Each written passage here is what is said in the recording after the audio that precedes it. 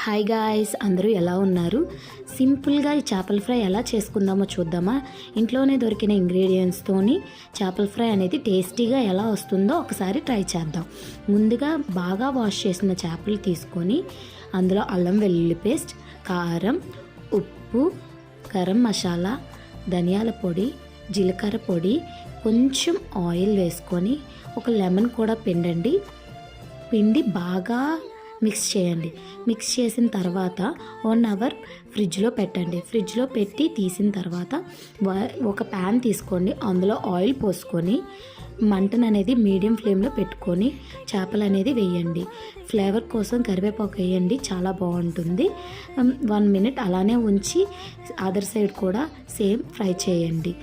Same మిగతా ముక్కలు కూడా అలానే ఫ్రై చేయండి, చాలా బాగుంటుంది. సింపుల్ ఇంగ్రీడియంట్స్ అంతే, చాలా టేస్టీగా ఉంటుంది.